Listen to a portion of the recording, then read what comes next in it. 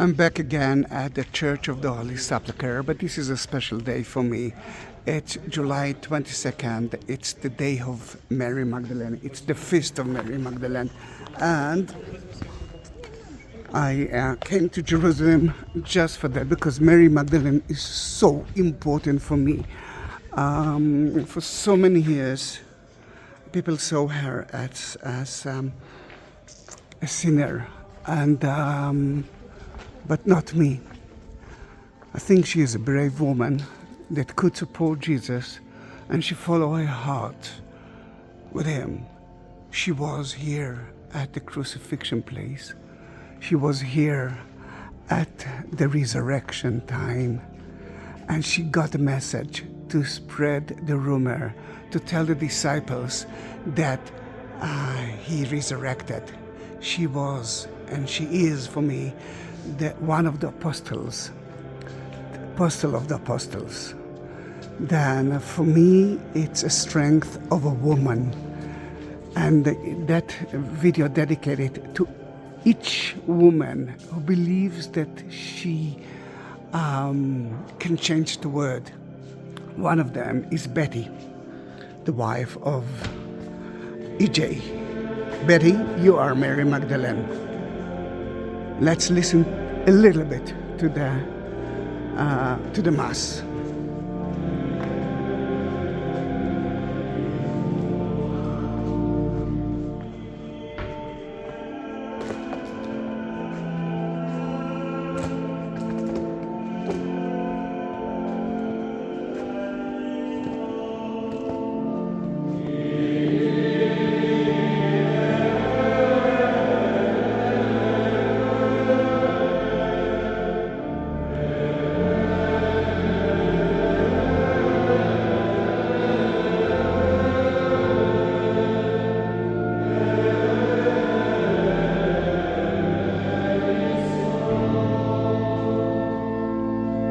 We are next to the tomb of Jesus, the most important place that Mary Magdalene, that mentioned in the Bible more than so many other disciples in her name. So Jesus, been buried and resurrected. She's the first one. She is the messenger.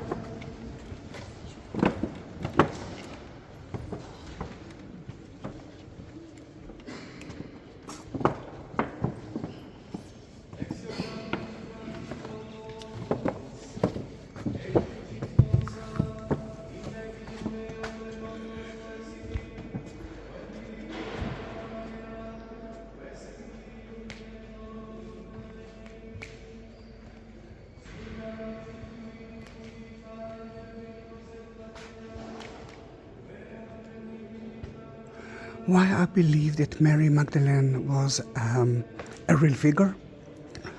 Because she was a woman. And if the Bible mentioned a woman, especially when it mentioned a name, it means for me that she actually exists. At that time, women had no power. It's a man's word until today, sadly. But at that time, there was no power to a woman. Remember when Jesus was on the cross, he asked John to take care of his mother.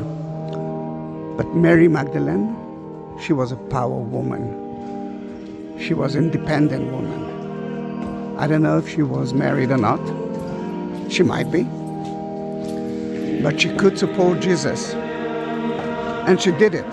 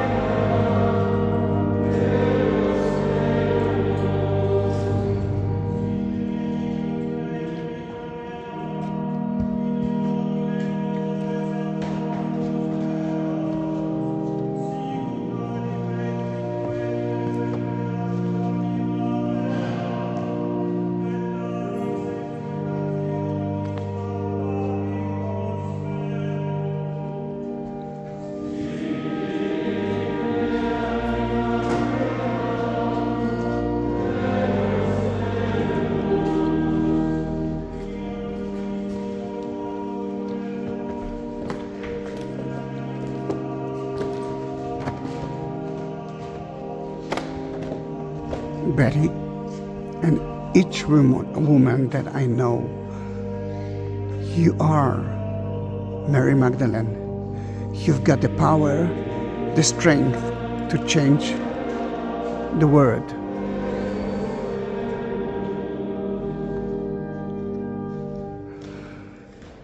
Let's climb up to the Golgotha, which is now so empty, as I believe, because it's a wartime. And this is the great reason why I'm not working as a tour guide, because I'm no tourist.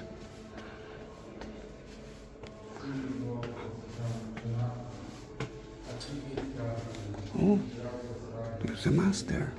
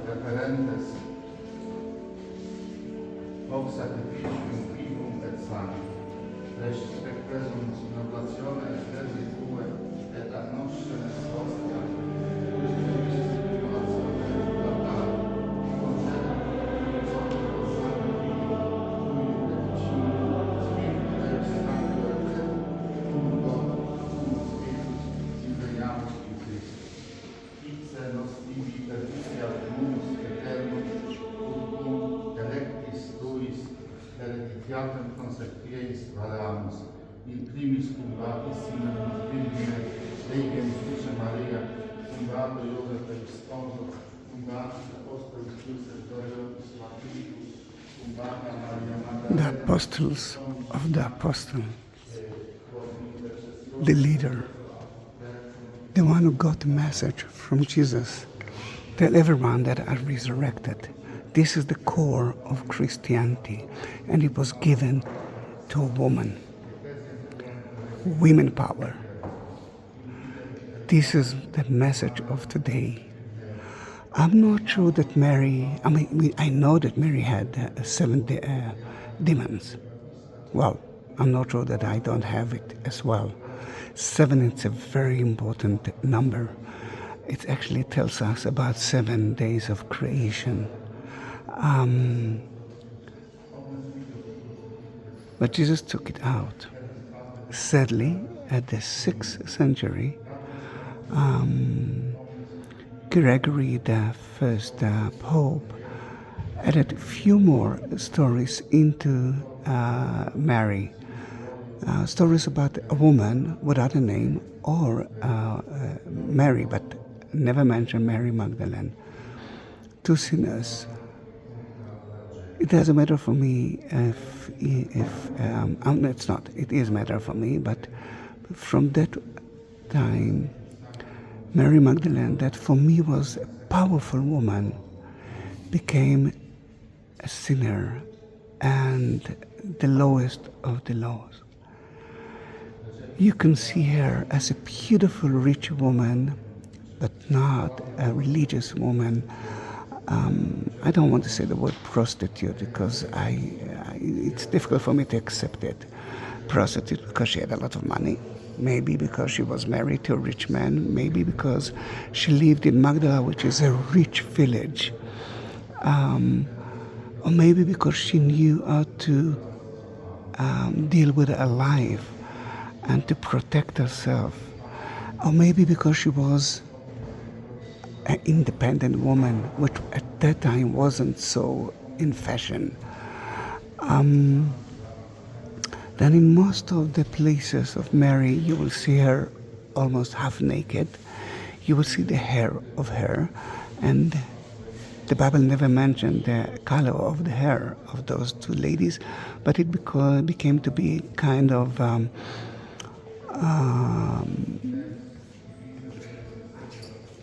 ginger, which it's one of the most beautiful colors ever. But ginger symbolizes hell, symbolizes the bad side, symbolizes the dead 7 sins.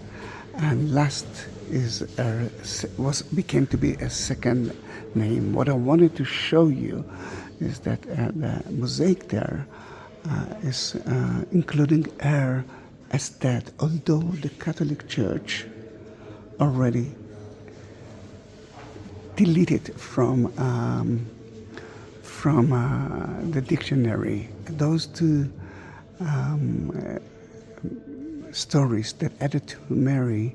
Now it's not part of it. From 1969, Mary became to be again the most important figure.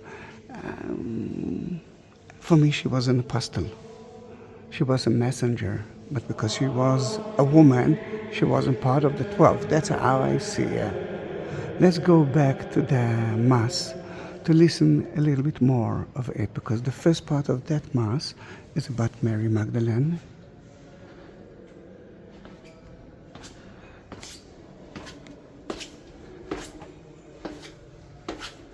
Sadly, the art of Mary is still the same as it used to be, although that here you can see her.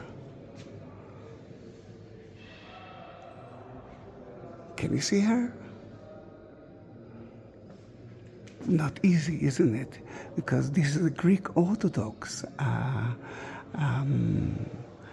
and Greek Orthodox art never saw Mary as the one that anointed the body of Jesus with her own perfume and her own hair, but still If we're looking at that Mary, you can see that she's holding her hair. And it's a little bit ginger. Then it's sad to say that the Greek Orthodox art started to accept Mary's art. But she's so an amazing woman. She is the only woman that mentioned in the Gospels as the one who've been with the other women next to the tomb of Jesus, came to anoint him on Sunday.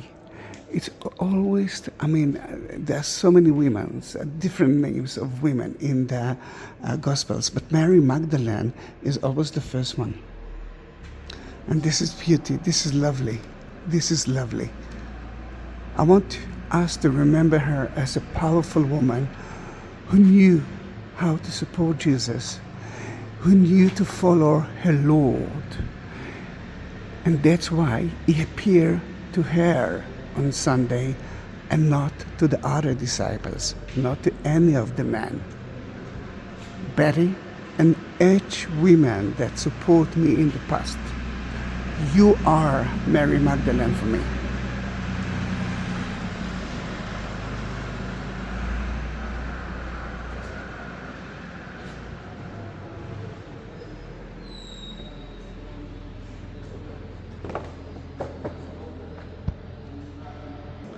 We are at the chapel of the women who saw the crucifixion.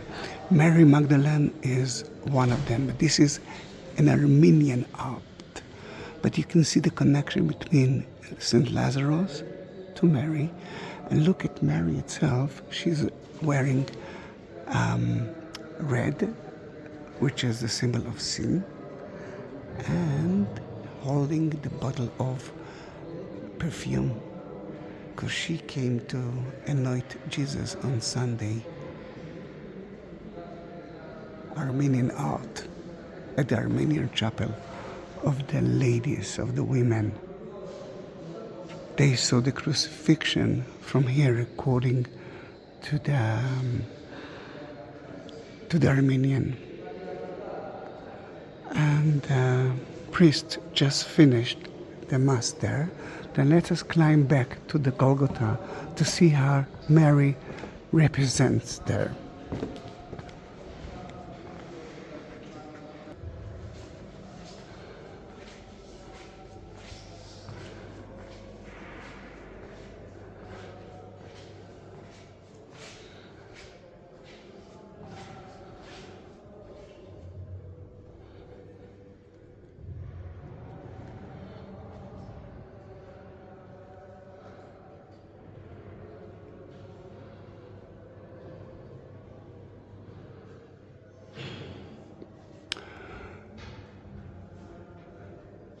Mary Magdalene is the only one that actually Jesus called her by her name. And you can see the red hair, the ginger hair, and you can see that she's anointing the body of Jesus.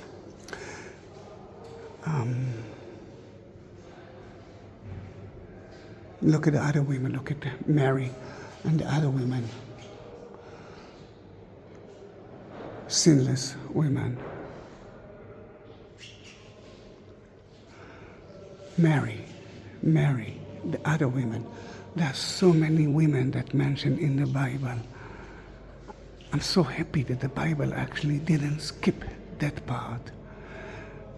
I love the idea that Jesus saw the man as equal. You can be rich, you can be poor, you can be a man, you can be a woman, you can be a lamp, mad with devils.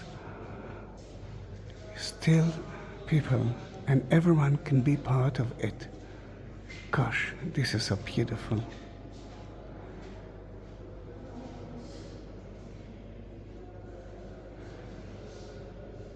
But this is the Catholic representative of Mary. through the past, it was difficult to see the difference between any holy woman or any holy woman to Mary Magdalene. If you couldn't see the name of Mary Magdalene on the painting, you couldn't know that it's Mary Magdalene. Today the attribute is the perfume that she is holding of oil, nard or perfume, and the hair, and the idea that she is not covered well. I love you, Mary Magdalene.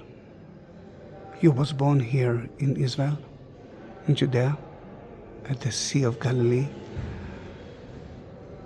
and you became to be the most important woman beside Mary the mother, Mary from the city of Migdal, Mary Magdalene. Thank you for being with me here in that short but very important women power. Thanks to Jesus and to Mary Magdalene. Thank you very much.